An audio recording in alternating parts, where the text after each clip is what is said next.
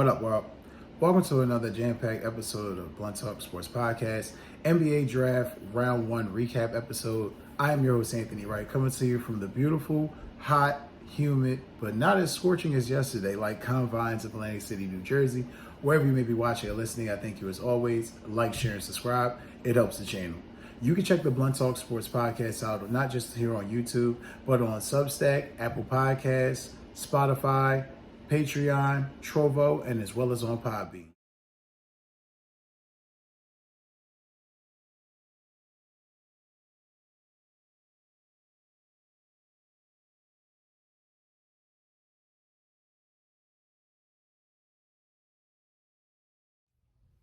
Don't forget to hit that like, share, and subscribe button. Thanks. Happy to be here with you guys on this beautiful June 26, 2025. Like I said, recapping round 1 of the NBA draft. Hopping right into it. Before we get started, though, definitely want to make sure we give a shout out to a couple friends of the show.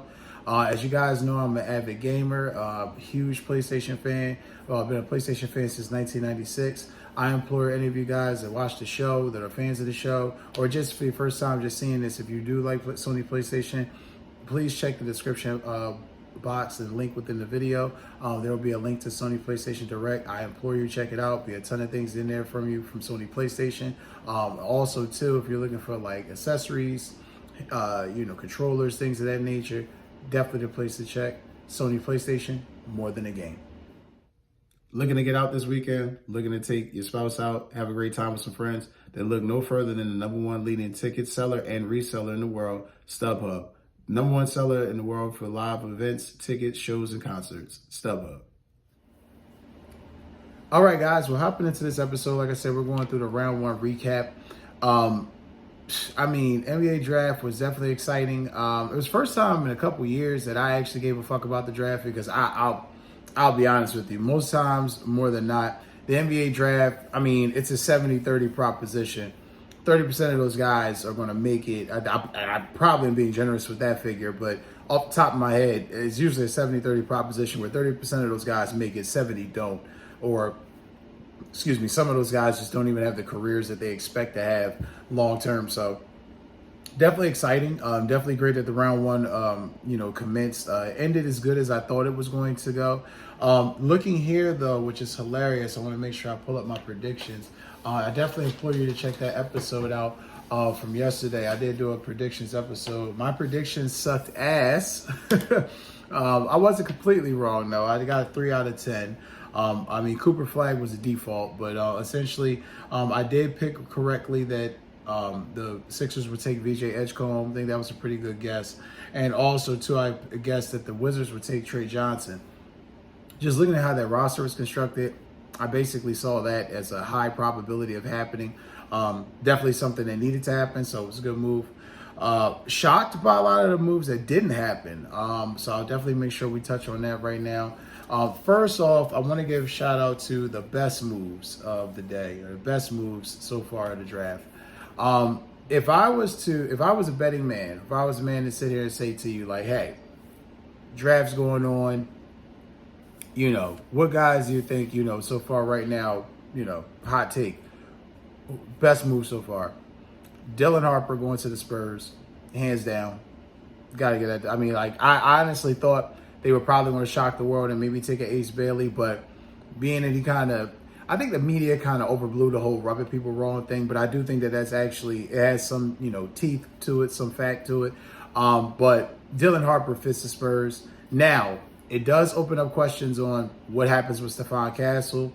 It opens up questions with what's going to happen with, the long-term probability of De'Aaron Fox, especially being that De'Aaron Fox deals with injury. This is something that they're all going to have to take into account. So there's no need to get into rid of anybody right now. But it definitely seems like to me some point within the next year or so, a trade is definitely on the horizon for one of those guys. Castle being the best bet. VJ Edgecombe going to the Philadelphia 76ers. I thought that was a great move. I think VJ Edgecombe, one of the safest bets, like I said, being drafted, guy who's well polished, has a nice game to him.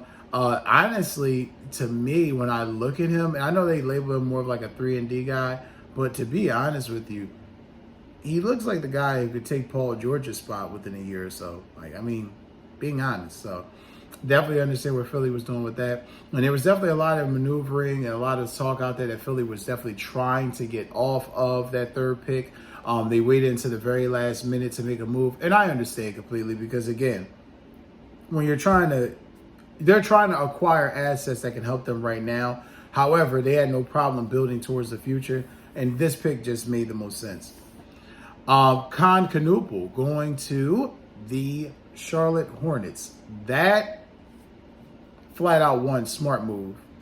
Two, it gives it gives LaMelo Ball, I was going to say LeVar, excuse me. It gives LaMelo Ball another shooter, another person that can take attention off his game. LaMelo, through injury, expectation, whatever it is, just, things just haven't worked out. It hasn't really been because of his game. It's been because of circumstances of the team, circumstances with his health, and the lack of actual good talent around him. I mean, he's got Brandon Miller, but outside of that, roster's kind of thin. So, Con Canoople, shooter, good player. Obviously a Duke guy, so you always got to trust the Duke guys early in the draft, especially if they're shooters. And again,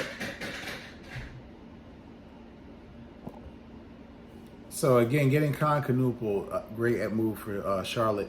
Like I said, they need playmakers. Now, the only weakness, he's not a very explosive player, average length, but again, they really need playmakers. That's their real thing. So, good move for the Hornets. No real argument there. Now, Trey Johnson going to the Wizards. Now, I kind of touched on this on the intro coming in. Trey Johnson fits exactly what the Wizards need. They need length. They need size. They need the shooting. They don't really have that. I mean, the Wizards don't really have a lot of anything really on their roster. So this guy would definitely be a great addition. Strengths, dynamic shot maker, relentless. Like I said, guy that's offensive minded. Now, one of his weaknesses, he's still figuring out how to score efficiently. That's something he'll hone in to figure out with his game. Ultimately, can he get the perimeter scoring down? If he can get that down, I think he'll really go a long way to really having a great career. But like I said, I like the move by the Wizards. And Kaman Malik, who was originally the Houston Rockets pick that was eventually traded to Phoenix for the Kevin Durant trade. Kaman Malik, like I said, from Duke, another Duke guy. Love his game. Love him as a center. He's 7'7" wingspan, so that's just in itself right there just gives you all the defensive ideas of how the guy can defend the rim and defend area. Just amazing. Does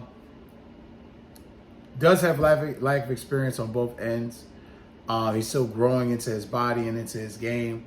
So this is a project, but this is a guy where if he really develops in the manner that they think they can, you got yourself something there. 7'1", 253. So he's not completely light in the ass. He can really, contend in the paint. So like the move. Like I said, definitely agree that was a solid pick right there.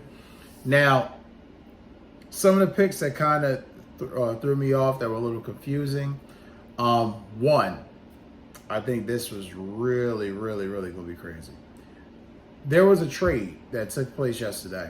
It was the Bucks, Hawks, and Pelicans. Now, essentially, it was really the Bucks and Pelicans, but the Hawks have something to do with this, and I'll tie it all in. But in this three-team trade, the Pelicans acquired a 13th pick, which eventually wound up becoming Derek Queen, in exchange for the 23rd first-round pick, which was the pick last night, and an unprotected 2026 first-round pick, whichever will become more favorable of the Pelicans and Bucks selections. Atlanta could get the number one pick. New Orleans' number one pick. This is fucking crazy. I have no idea why New Orleans would make this move. To me, looking at it, it spells that, if you're looking at the Jeremiah Fears, acquisition, and you look at Derek Queen, it spells to me that they're getting off of Zion Williamson and they're starting over. That's what it tells me. Maybe Derek Queen is Zion insurance. I don't know, but using my third eye, I would naturally say that tells me that they don't really play that well or complement each other's games together that well. So I would assume that this is the guy that they're bringing in to replace him.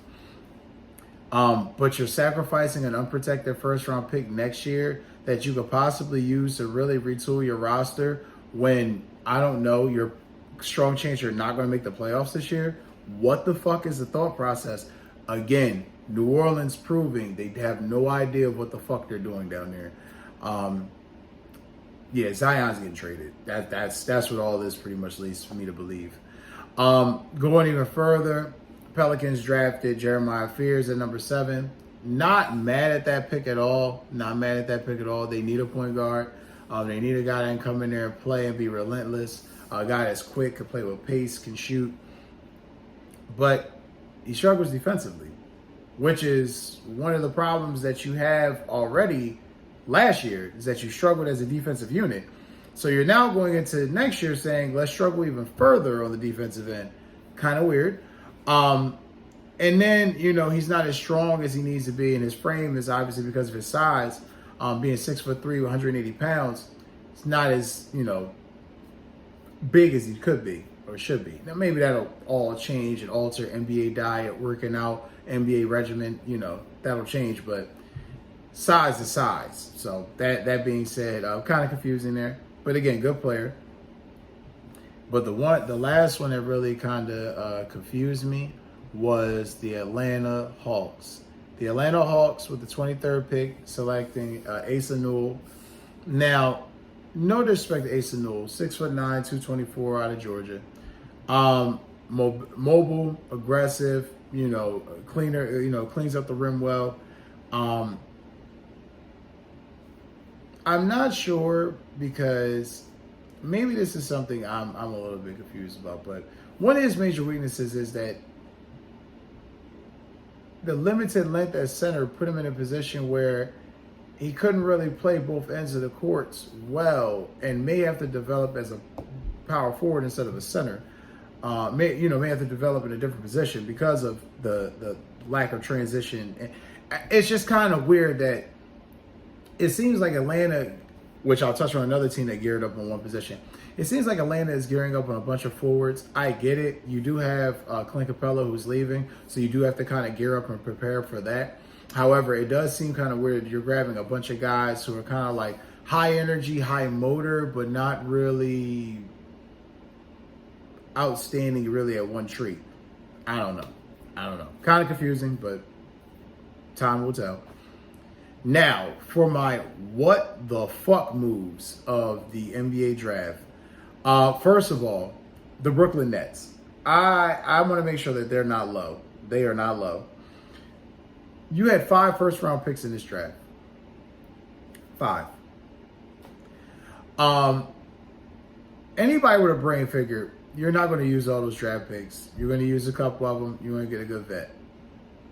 A solid vet, at least. Now, obviously, I'm not an insider, but I'm just using my brain, using my intellect from, years of watching this and just understanding how this shit works.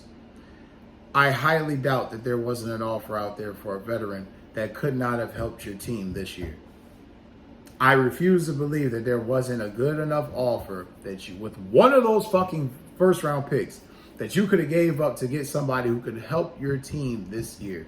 Instead, your mindset is, let's rack up all these first round picks.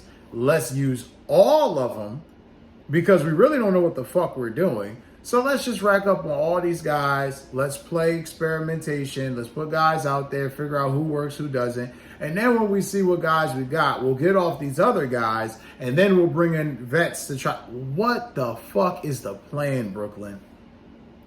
I mean, this is batshit crazy. You literally drafted you used all 5 of your first round picks. And then to quantify this shit, all point guards? You drafted all point guards. The one being the most perplexing in my eyes, most people will say that Traore, I believe I'm saying that correctly. Traore. I apologize if I'm saying his name incorrectly.